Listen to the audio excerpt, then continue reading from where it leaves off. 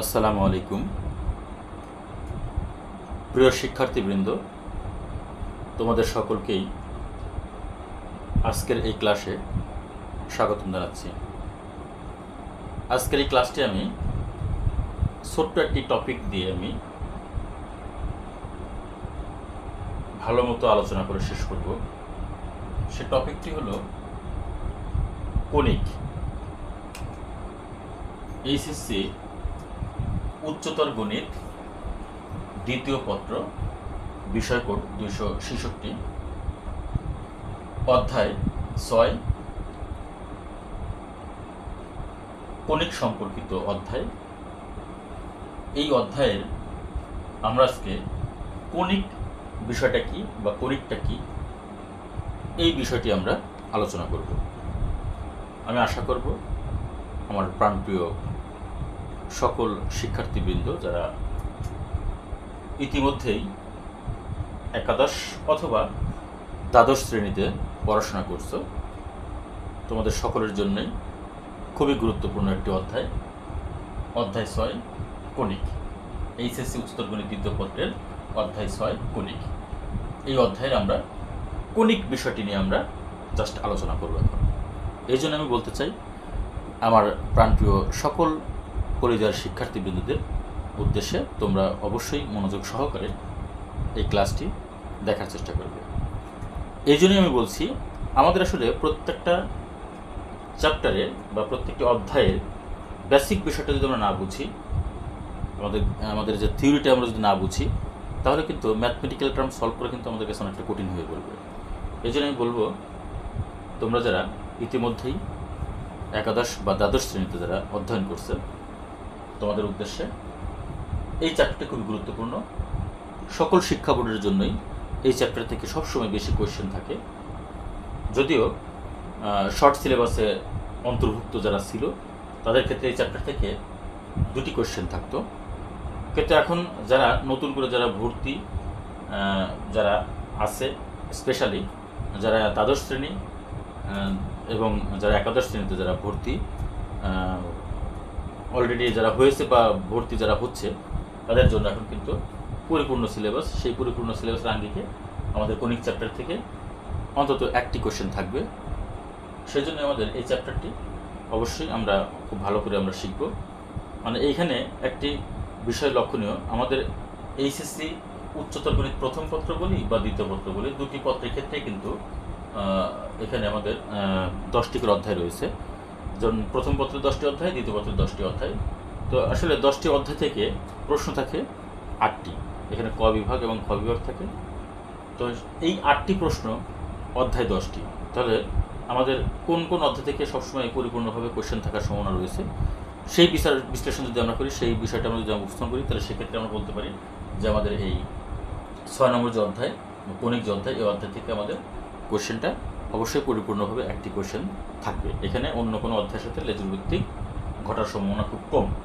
তাহলে আমরা এখানে এই অধ্যায় থেকে আর পরিপূর্ণভাবে একটি কোয়েশ্চেন যদি আমরা ফুললি আমরা যদি ভালো মতো আনসার করতে চাই বা আমরা আয়ত্ত করতে চাই, সেক্ষেত্রে আমাদের অধ্যায়টি খুব ভালো মতো বুঝতে হবে।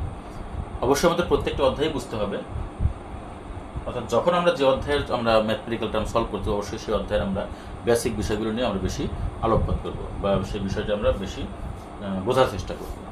ওকে, তো আমরা কণিক বিষয়টি নিয়ে আমরা আলোচনা করব।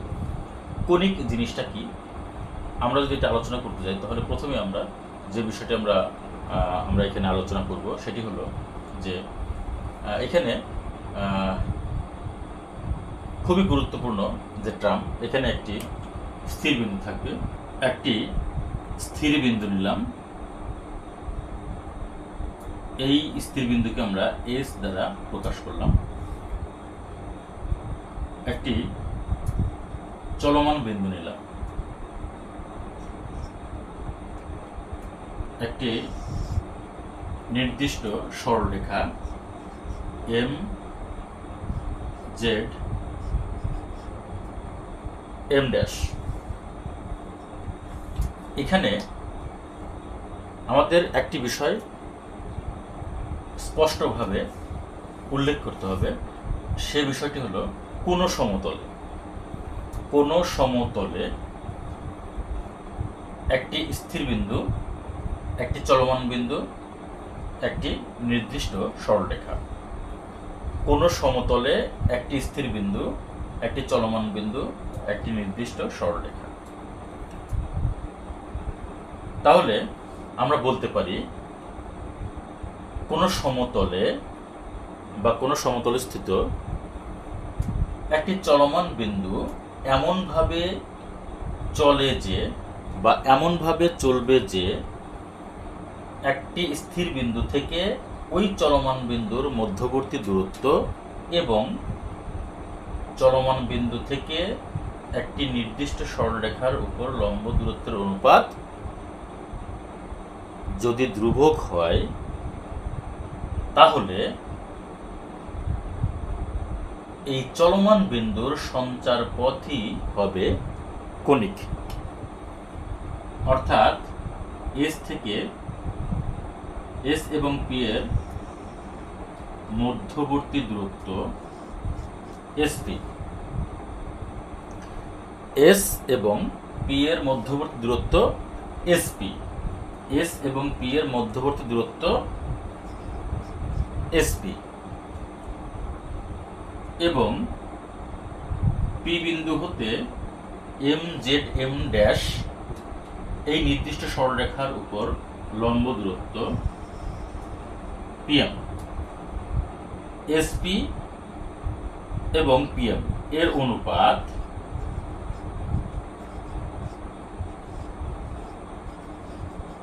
ধ্রুবক। তাহলে এই পি বিন্দুর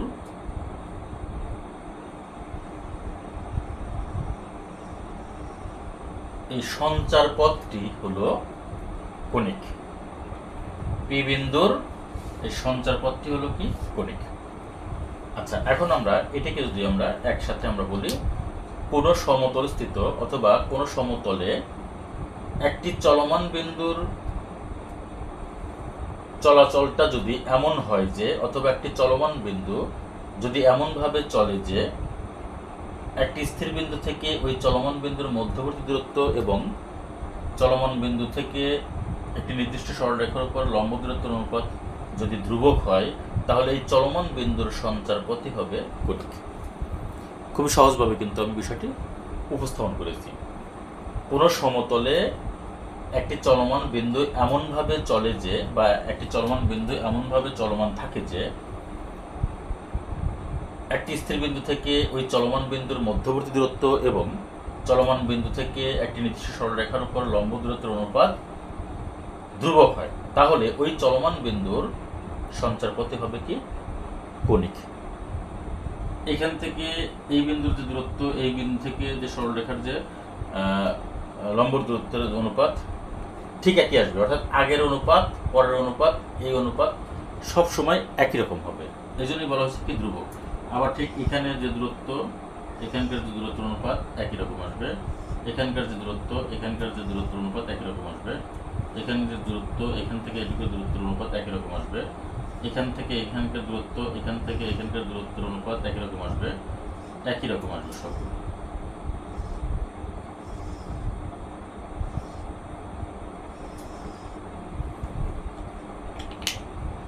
এই পি বিন্দুটি এরকম ভাবে চলতে থাকবে। কি শর্তে?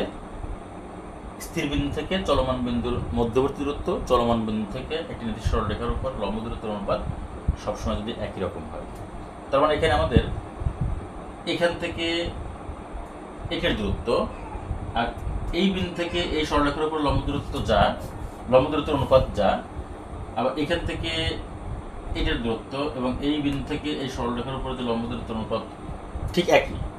তো এরকম প্রত্যেকটার ক্ষেত্রেই কিন্তু অনুপাত একই রকম। এই জন্য এখানে বলা হয়েছে কি? ধ্রুবক।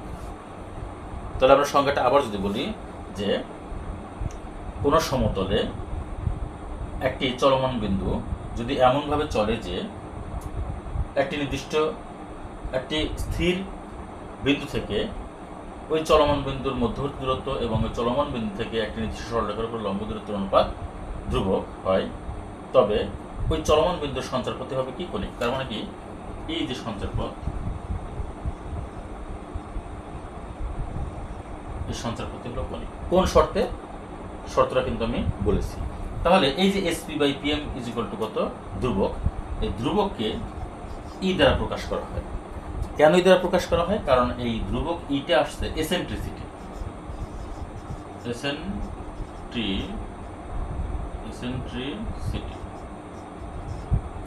এসেন্ট্রিসিটি ইংরেজি হলো এসেন্ট্রিসিটি, আর বাংলায় হলো উৎকেন্দ্রিকতা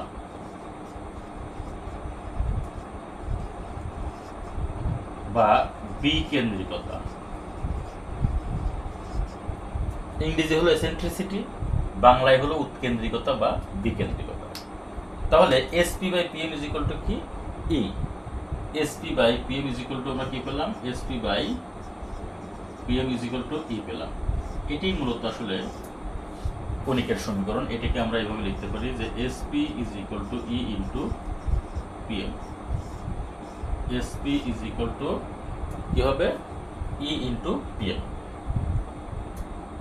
এখন আমরা যে বিষয়টি আমরা জানতে পারলাম সে বিষয়টি হলো কি, যে কণিকটা কি, কণিক বিষয়টা আসলে কি।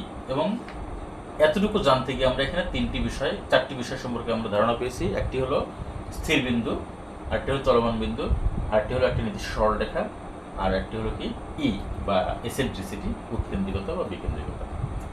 প্রিয় শিক্ষার্থীবৃন্দ, আমরা এইভাবে আমরা আমাদের কণিকটি আলোচনা করতে পারি এবং কণিক সম্পর্কে আমরা ধারণা পেতে পারি।